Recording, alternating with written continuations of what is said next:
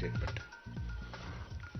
और बाकी राहुल गांधी कई ऐसे शब्दों का प्रयोग करते हैं जिसको मैं अपनी मर्यादाओं के कारण रिपीट नहीं कर सकता, लेकिन इतना कहा गया था उनके ऑफिशियल प्रेस कॉन्फ्रेंस में कि यह देशद्रोह का मामला है, राजद्रोह का मामला है।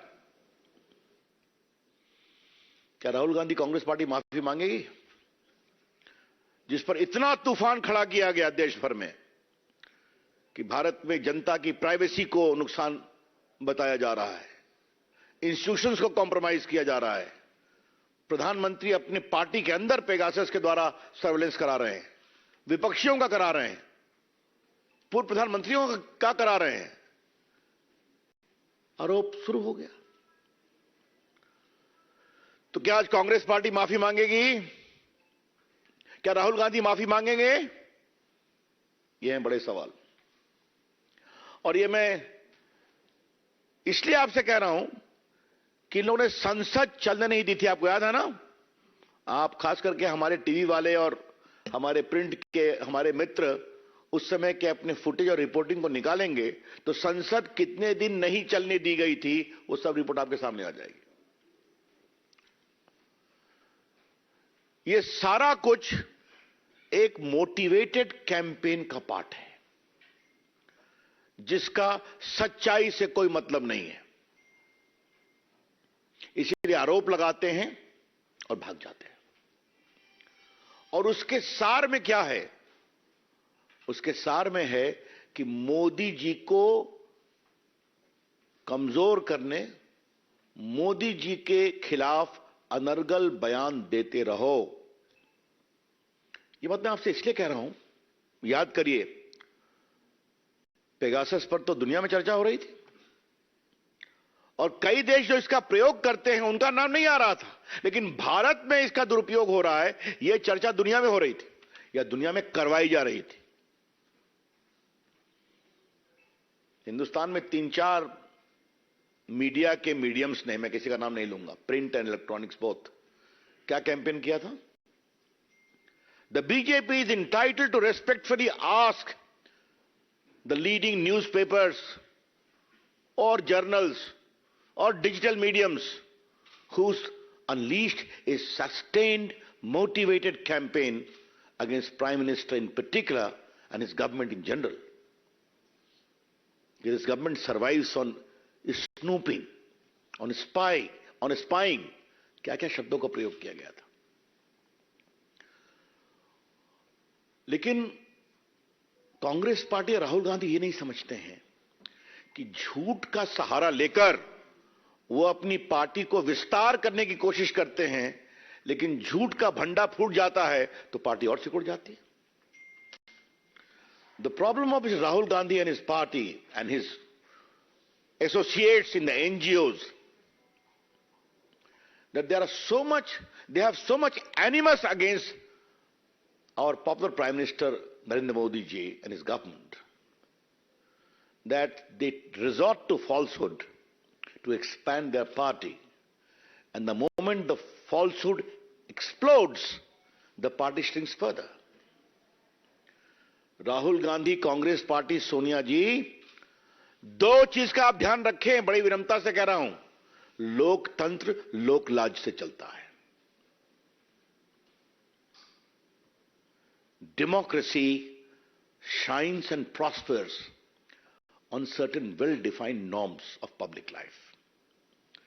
तो झूठ की खेती बहुत दिन नहीं चलती।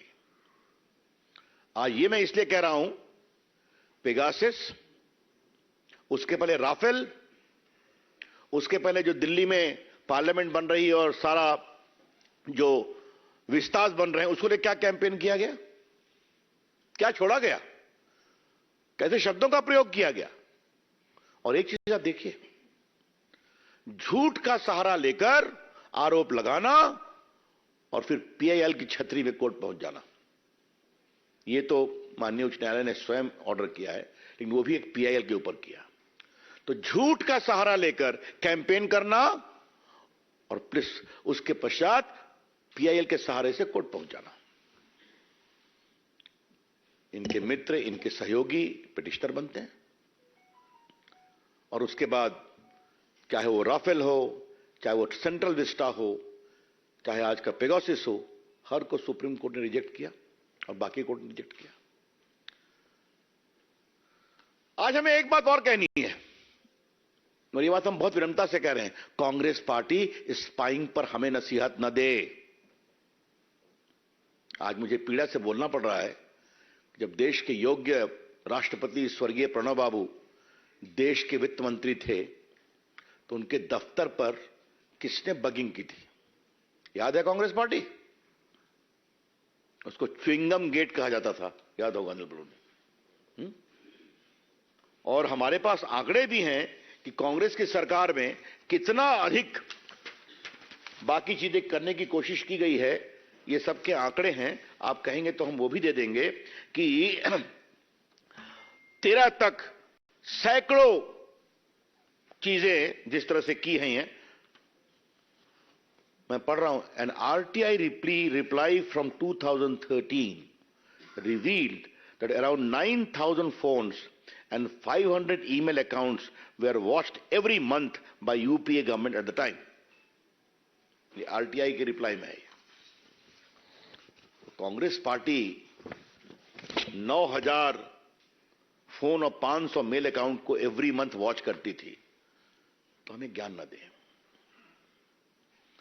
और एक बात हमें कांग्रेस पार्टी को और कहना है, ये लोकतंत्र है, मैदान में आ जाइए, जनता ईमानदारी से वोट देती है, लेकिन प्रायोजित कैंपेन, झूठा कैंपेन, प्रायोजित पीआईएल और हर का डिसमिसल, इससे आपकी पार्टी नहीं बढ़ने वाली है, क्योंकि नरेंद्र मोदी की सरकार ईमानदारी से काम करती है। गरीबों की चिंता, किसानों की चिंता, देश की चिंता और देश की सुरक्षा की चिंता।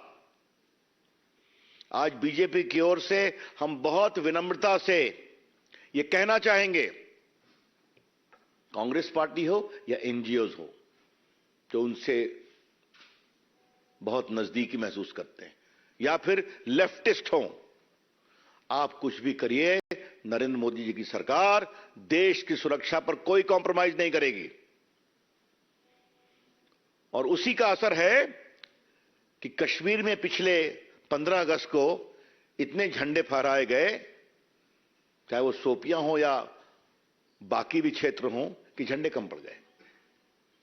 तो हम देशभक्ति का सौदा नहीं करते, देशभक्ति हमारी प्रतिबद्धता है, भारत की सुरक्षा हमारा कमिटमेंट है, and there shall be no compromise on that. तो मित्रों, मुझे अपनी ओर से इतना ही कहना था कि पेगासस का विषय गंभीर था, इसलिए हमने आपको रख दिया।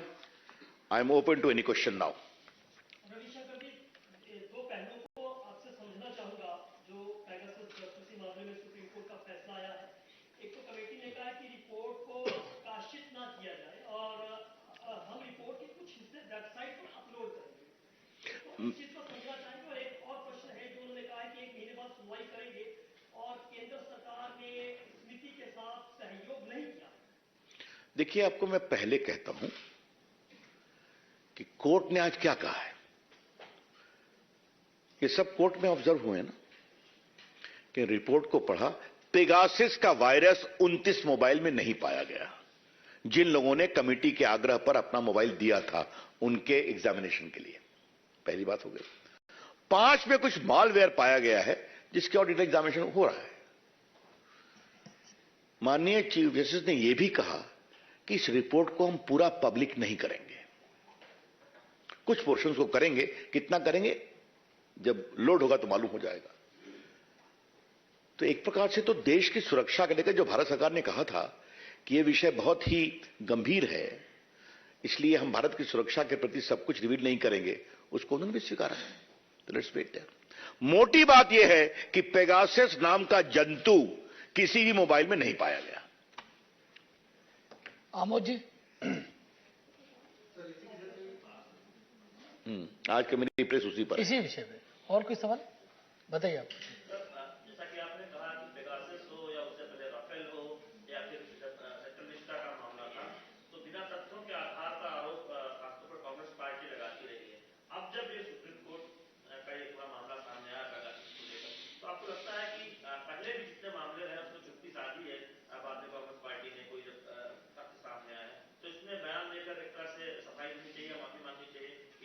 नहीं, ये तो हमने कह दिया ना, लेकिन जनाब माफ करें, माफी मांगना राहुल गांधी की फितरत में नहीं है। मैं बात बहुत जिम्मेवारी से कह रहा हूं। याद है आपको, मैं उस शब्द को दोहरा नहीं सकता। 19 के चुनाव में चौकीदार नाम लेकर क्या प्रचार किया गया था देश भर में? लगवाई से नारा, हम लोग को और बहुमत मिल गया, जनता ने आशीर्वाद दिया, और राफेल की कहानी सुप्रीम कोर्ट डिसमिस कर दिया। क्या उन्होंने कभी सॉरी कहा? तो वही फिर रिपीट करूंगा, कांग्रेस पार्टी, हमारे बाकी उनके मित्र, हमें हराना है तो भैया चुनाव में हरा दो ना, हरा दो हमें। लेकिन चुनाव में हारते रहे हो, आगे भी हारोगे, मोदी जी की लोकप्रियता दुनिया में और बढ़ रही है, और इस तरह के झूठे आरोप लगाकर और कोर्ट का सहारा मोटिवेटेड पीएल के द्वारा करने के कारण आपकी पार्टी बढ़ेगी। और एक बात हम और कहेंगे, जो ऐसे न्यूज़पेपर्स, जर्नल्स, डिजिटल प्लेटफॉर्म ने जो सस्टेन कैंपेन चलाया, वो भी कुछ पुनर्विचार करेंगे अपने बारे में, इंट्रोस्पेक्शन करेंगे। रविंदर जी, सर, राहुल गांधी ने भी कहा है कि स्मोकिंग, थ्रेटनिंग, स्टीलिंग ये अमृतकाल का एक मोटो है पीएम मोदी का। देखिए, अब यहां मैं राहुल गांधी की हर बात पर जवाब देने नहीं बैठा हूं, क्योंकि मेरा वो स्तर नहीं है जिन शब्दों का प्रयोग वो करते हैं। ये हमारे बीजेपी का स्तर नहीं है और नहीं होगा। हम राजनीति में एक मर्यादा और शुचिता की बात करते हैं। इसलिए 19 के कैंपेन में चौकीदार शब्द पर आगे क्या उन्होंने बोला था, मैंने नहीं कहा आपके सामने। उसका जवाब जनता देती है और आज भी देगी। चलिए, बहुत बहुत धन्यवाद आप सब लोगों का। Thank you. सभी मीडिया के साथियों से आग्रह है कि 3:30 बजे एक बहुत ही महत्वपूर्ण प्रेस कॉन्फ्रेंस होगी, आप सब लोग उसमें भी हिस्सा लें। बहुत बहुत धन्यवाद।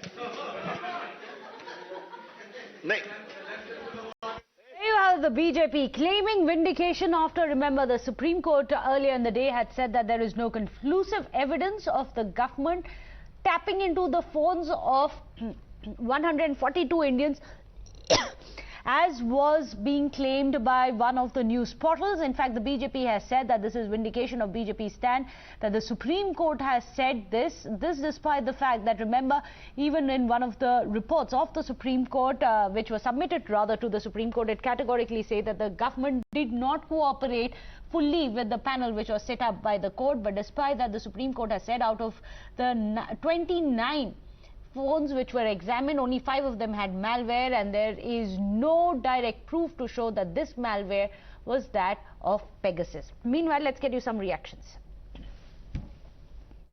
पेगासस नामक हथियार का प्रयोग अपोजिशन पार्टी के लीडर्स, न्यायपालिका के जो फंक्शनरीज हैं, एग्जीक्यूटिव के जो फंक्शनरीज हैं, सीनियर जर्नलिस्ट हैं, उनके फोन पे किया गया। हम मांग करते हैं कि किस एक्ट के अंतर्गत ऐसी व्यवस्था थी कि संसद सदस्यों के ऊपर राहुल गांधी जी के फोन पर पेगासस हथियार का प्रयोग किस एक्ट के अंतर्गत, उस एक्ट के किस प्रावधान के अंतर्गत किया गया। पेगासस हथियार से संविधान और जो लोकतंत्र है दोनों कमजोर हो रहे हैं। देश ने समझ लिया कि वो कौन व्यक्ति थे जिनके इंस्ट्रक्शंस पे इस हथियार का प्रयोग लोकतंत्र और संविधान को कमजोर करने के लिए किया गया।